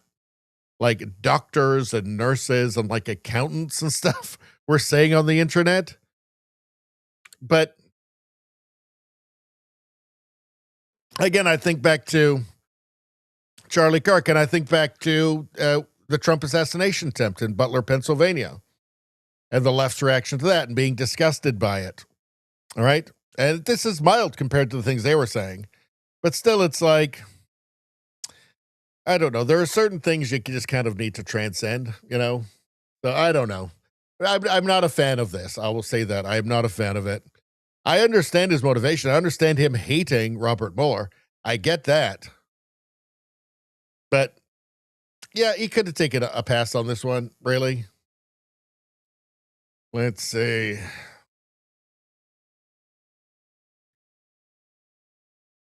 Rosie says, my very favorite was Trump having Navy jets fly in a show of force off Venezuela's coast in December. The networks have breaking news. Then he comes on and touts all his accomplishments with full coverage. Teddy says, I think that is pushing it, what Trump says. Yeah, he is the president, for God's sakes.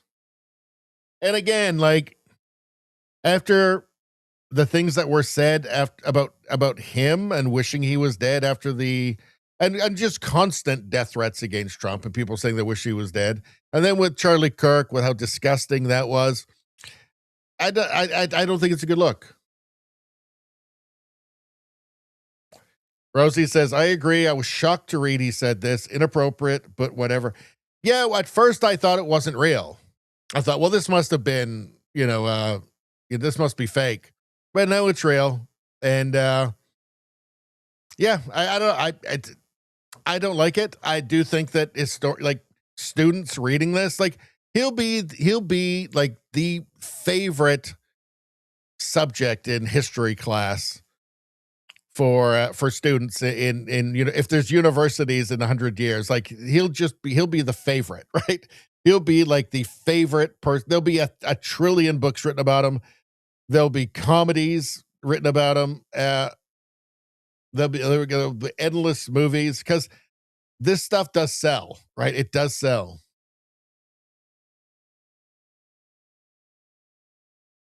Izzy says, yeah, it's poor taste. Dirksey says, I'm used to it. I accept his flaws for his great accomplishments. And Izzy says, still don't hold it against him. Yeah.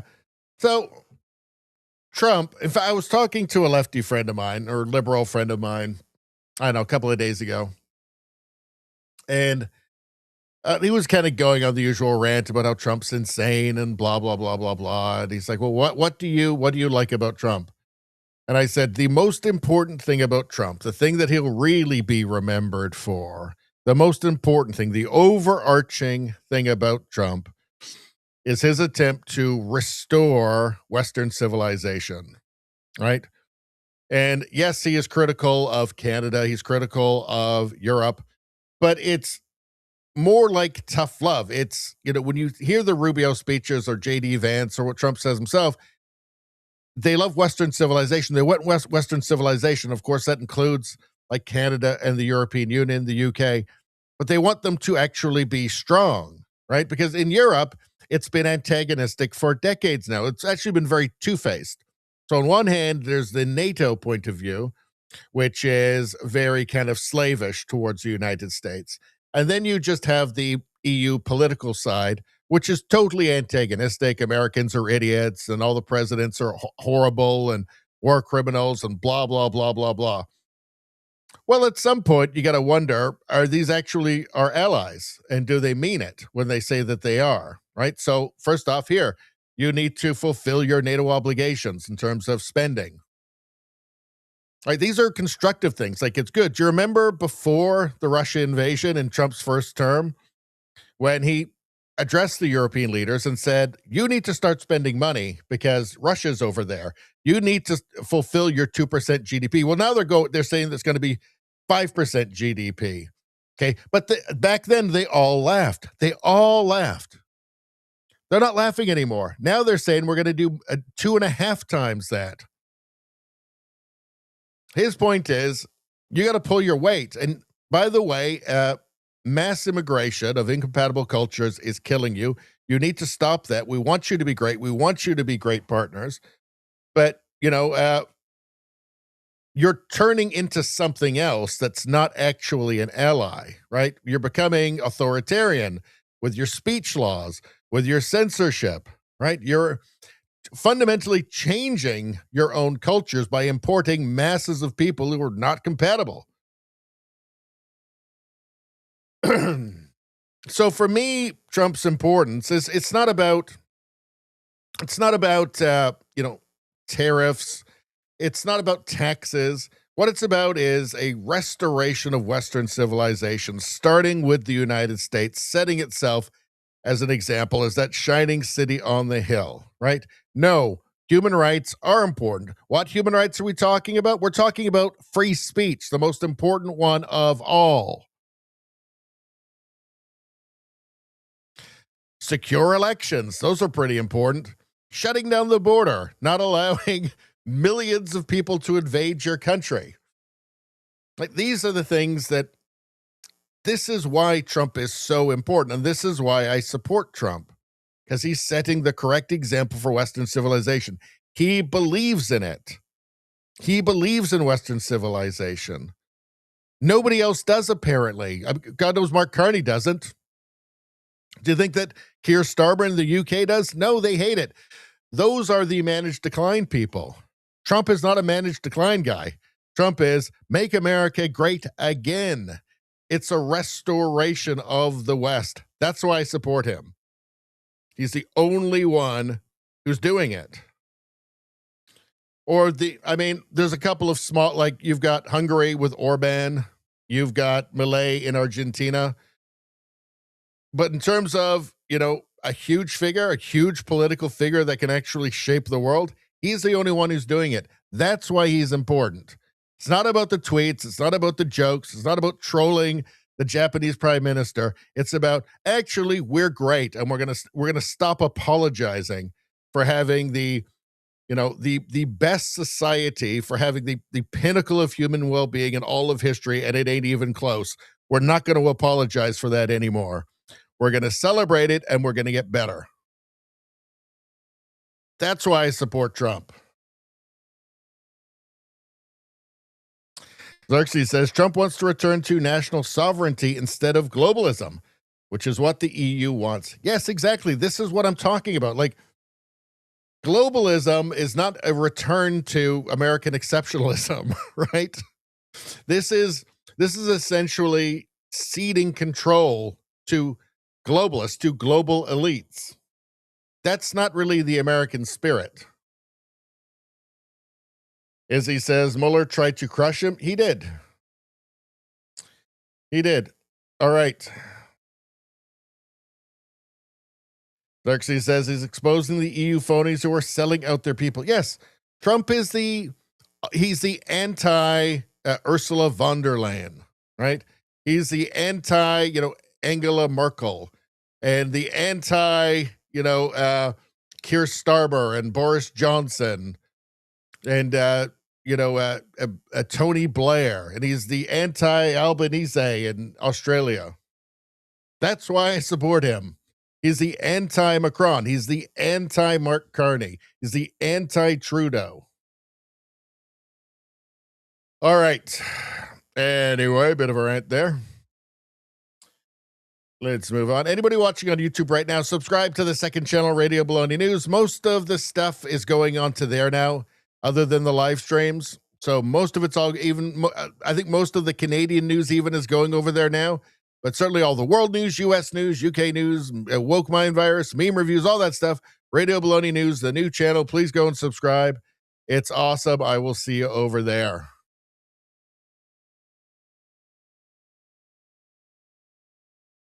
All right. Let's get to all of the garbage that you guys sent in. It's the audience request time. You guys sent a bunch of stuff in here, and it's not garbage. It's good stuff. Let's take a look. What's this here? Lawrence Fox says, in a world of David Tennant's, be a Richard Dreyfuss. So don't be, in a world of woke people, woke actors, be a Richard Dreyfuss. Let's hear what he has to say. I think this is a couple of years old now. Let's take a peek. Starting in 2024, films will be required to meet new inclusion standards to be eligible for the Academy Awards for Best Picture. They'll have to have a certain percentage of actors or crew from underrepresented racial and ethnic groups. What do you think of these new inclusion standards for films? They make me vomit. Why? Because this is an art form. It's also a form of commerce, and it makes money, but it's an art. And no one should be telling me as an artist that I have to give in to the latest, most current idea of what morality is. And what are we risking? Are we really risking hurting people's feelings? You can't legislate that. And you have to let life be life. And I'm sorry, I don't think that there's a minority or a majority in the country that has to be catered to like that. Yeah. You know, Laurence Olivier was the last white actor to play Othello. And he did it in 1965. And he did it in blackface. And he played a black man brilliantly. Am I being told that I will never have a chance to play a black man? Is someone else being told that if they're not Jewish, they shouldn't play The Merchant of Venice? Are we crazy?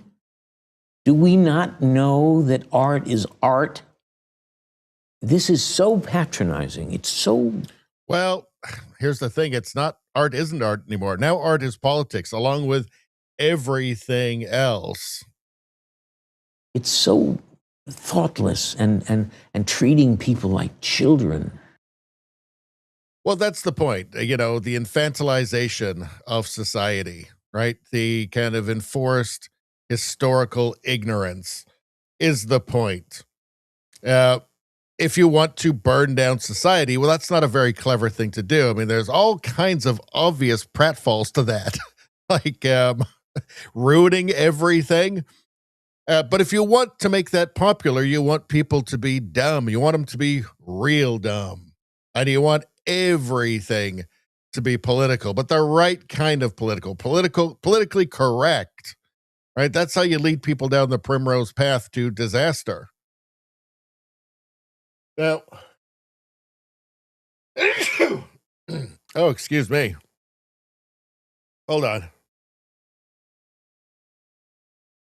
I've been sneezing lately. I want to get back to something he said back here earlier. Hold on. Vomit. Why?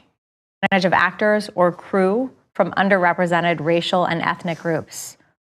What do you think of these new inclusion standards for films? They make me vomit. Well, if you want to know how a movie like One Battle After Another, which audiences disliked and didn't go to, became the Best Picture winner, critics liked it. The people didn't like it. Nobody went. It's a massive financial flop. But that movie becomes the best picture, the so-called best picture of the year, because of DEI. Right? And also because of art is now politics. It was like a love letter to Antifa. That's how the critics saw it. So there you go. Best picture. Not because it was the best picture, but because it was the most politically correct and because it hewed to the DEI standards in Hollywood now. Right? This is how you wreck everything. This is how you make a dysfunctional world. Every little thing becomes dysfunctional, even down to trying to figure out what's a good movie or not.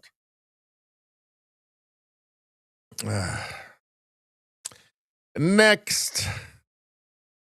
So what's going on here? Rothmus. A student told Milton Friedman that Ford let 1,000 people die to save $13 per car. Friedman's response was devastating. Well, let's take a look here. So this looks like it's happening in, what, the 70s or the early 80s? Let's take a look. It has to do with the Ford Pinto. I'm not sure if you're aware of the recent revelations that have come out about the production of that car. Ford produced it knowing full well that in any rear-end collision, the gas tank would blow up because they had failed to install a $13 plastic block in front of the gas tank. And Ford estimated in an internal memo that that would cost about 200 lives a year. And they estimated further that the cost of each life would be $200,000. They multiplied and they found that the cost of installing those blocks in each of the cars would be more than the cost of saving those 200 lives. And over the past 7 years, the car has been produced and over 1,000 lives have been lost. It seems to me that Ford did what would be the right thing according to your policy. And yet that seems to me to be very wrong. Well, let me ask you, let's suppose it would have cost $1 billion per person. Should Ford have put them in nonetheless? You But see, it you're wasn't really a only, question of you know that. that It was you're a really question only of arguing about $13 price. each. You're not arguing about principle. No. Because you cannot, nobody can take the principle. Nobody can accept the principle that an infinite value should be put on an individual life. Because in order to get the money involved, in order to get the resources involved, it's not money. In order to get the resources, they have to come from somewhere. And you want the policy which maximizes the situation overall. You cannot accept a situation that 1 million people should starve in order to provide one person with a car that is completely safe. That's absolutely right. Right. And therefore, you're not arguing anything about principle. You're just arguing whether Ford used $200,000 was the right number or not. Well, he has a hell of a point there. And it's the kind of thinking that leads you to stuff like, well, hold on a second. Where is it? Hold on. That leads you to stuff like, hold on. Where was it? Here it is. That leads you to stuff like this, where you have a guy, a school board trustee, who refuses to pretend to believe in gender theory, critical gender theory, that men can become women and women can become literally men, right? Being financially destroyed, being fined $750,000 for hurting somebody's feelings. It's the exact same process, right? It's insanity. Like at some point, you're going to have to accept that life is hard sometimes, right? And yeah. All right, let's move on. It has to do with getting tired, people. My brain's not working. Let's see. Hold on. I ain't got a good brain. I'm rarely at a loss for words, but I'm starting to get there. So we'll probably wrap this up fairly soon. Let's see. Can't wait to prank my friends with this shirt from Defiant L's. Let's take a look.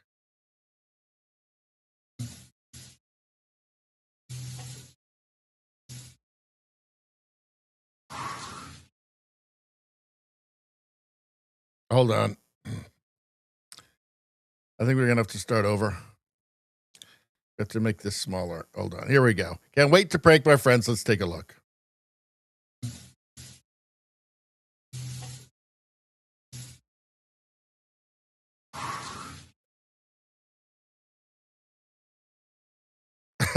Don't be a little bitch. Okay, very well indeed. All right. You guys are the ones who sent this in. Don't blame me. Don't blame me. It's your fault. Let's see. It was the annual Dachshund ice race. The winner was Louis, who had been training for the event. Let's take a look. 3, 2, 1, release the winners. Oh.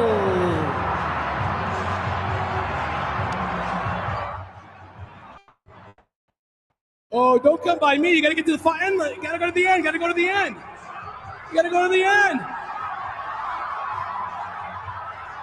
Oh, there we go.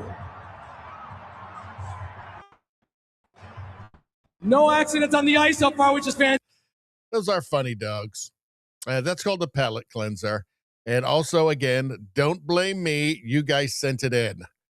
This disabled 500-pound lion and his unlikely Dachshund friends have been inseparable ever since the lion was a cub. I think we've seen this one before, but this is a real palate cleanser.